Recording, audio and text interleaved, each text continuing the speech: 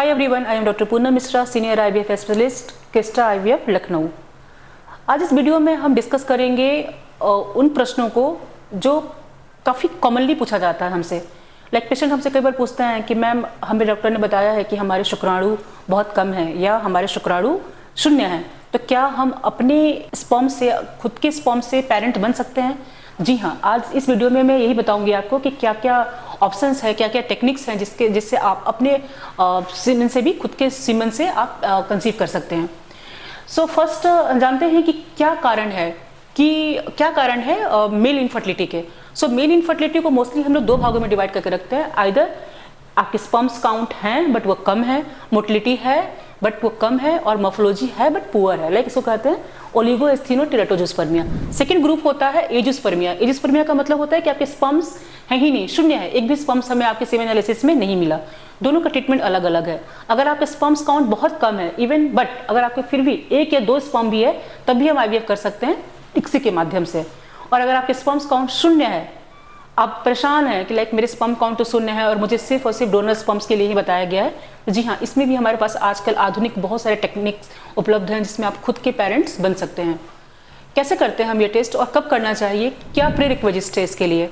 सबसे पहले तो हम उस मेल का कुछ हार्मोनल टेस्ट असेस करवाते हैं, इसको एफएसएच एंड सीरम टेस्टोस्टेरोन। ये मेल हार्मोन्स होते हैं जो आपको बताते हैं कि क्या आपके स्पर्म्स बन रहे हैं या बनना ही बंद हो गया है।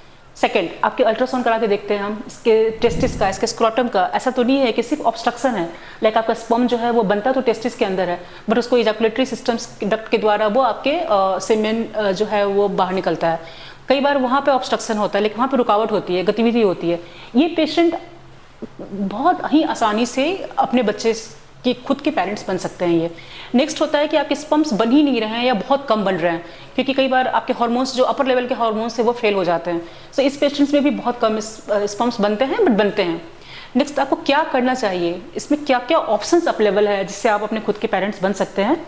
तो दो ऑप्शंस जो होते हैं इसको हम मोस्टली बोलते हैं sperm retrieval technique. Sperm retrieval technique का मतलब होता है आपके स्पर्म को रिट्रीव करना, आपके टेस्टिस से डायरेक्टली स्पर्म्स को निकालना। सो क्या क्या इसमें मेथड्स हैं? तो there are the different methods like PESA, percutaneous epididymal sperm aspiration. अगर आपके ऑब्स्ट्रक्शंस है, अगर आपका टेस्टिस और इजैकुलेटरी डक्ट्स के बीच में ऑब्स्ट्रक्शंस है तो उस केसेस में पेसा इज वेरी हेल्पफुल। नेक्स्ट आता है आपको टीसा। अगर आपके स्पर्म्स बन तो रहे हैं लेकिन वो टेस्टिस के अंदर ही हैं, इतने कम बन रहे हैं जो बाहर नहीं निकल सकता है, इसमें हम मोस्टली टीसा करते हैं। टीसा में जस्ट एक नीडल होती है, उस नीडल से हम नीडल को इंसर्ट करते हैं टेस्टिस के अंदर और वहाँ से स्पर्म्स निकाल के प्रोसेस किया जाता है। इन द फ्यू पेशेंट जहाँ पे आपके हार्मोन्स लेवल काफ़ी बढ़े हुए हैं, जिसको बोलते हैं टेस्टिकुलर फेलियर, इन पेशेंट्स में भी कई बार माइक्रोटेसी किया जाता है। माइक्रोटेसी में मतलब होता है कि माइक्रोस्कोप से देखते हुए हम स्पर्म्स को बाहर निकालते हैं। सो इसमें कई मल्टीपल कट लगता है एंड चूँकि अलग अलग जगहों से टिश्यूज को लिया जाता है तो वहाँ पे स्पर्म मिलने के चांसेस बढ़ जाते हैं। But mostly this patients are the patient in which testicular fail, जहाँ पे टेस्टिस आपका फेल हो चुका है, वह स्पर्म्स बनाने में कारगर नहीं है। कई बार ये भी प्रश्न पूछा जाता है कि मैम क्या ये प्रोसेस सेफ है, बिकॉज इसमें टेस्टिस के अंदर आप निडल ला रहे हैं या सीजर लगा रहे हैं, तो क्या ये प्रोसेस सेफ है? तो मैं बताना चाहूँगी आपको कि this test are quite safe. इसमें बहुत ज़्यादा कोई परेशानी नहीं होती है, बिकॉज टीसा में तो हम जस्ट एक पतली सी निडल डालते हैं एंड टेसी में even we do the surgery but it's a micro surgery, जहाँ पे आपको healing process is very fast. There are some बस ये माना जाता है कि आपको 2 से 3 दिन तक आराम करना चाहिए, सेक्सुअल एब्सटिनेंस रखना होता है और बाइक पे नहीं बैठना चाहिए, otherwise this process is absolutely safe nowadays. Next, आप करते कैसे हैं? जब हम स्पर्म्स निकाल लेते हैं उसके बाद इसको प्रोसेस करके प्रोसेस करके आपका प्रोसीजर होता है। कई बार पेशेंट यही पूछते हैं कि मैम क्या हम टीसा और टेसी के सैंपल से आईयूआई करा सकते हैं? तो मैं आपको बताना चाहूँगी कि आईयूआई जो है वो पॉसिबल नहीं हो पाता है, बिकॉज उतनी मात्रा में स्पर्म्स नहीं निकाला जा सकता है। तो इस टेक्निक से आप इक्सी के through, even not IVF, ICSI के थ्रू आप जेनेटिक पेरेंट्स बन सकते हैं अपने खुद के एम्ब्रियोज से। अब नेक्स्ट क्वेश्चन होता है कि इसका सक्सेस रेट कितना है मैम?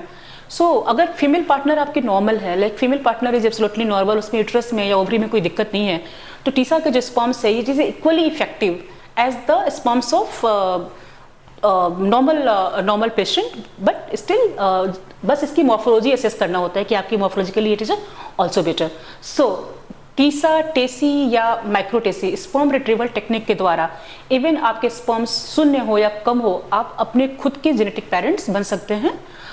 आई होप आज की वीडियो में आप टीसा, टेसी, माइक्रोटेसी क्या है ये समझ चुके होंगे। फिर भी अगर आपकी कोई भी क्वेरी है तो आप हमसे संपर्क कर सकते हैं। Thank you very much. Video को लाइक, शेयर और चैनल को सब्सक्राइब कीजिए। हमारे फर्टिलिटी विशेषज्ञ से मुफ्त परामर्श के लिए नीचे दिए गए नंबर पर अभी कॉल कीजिए।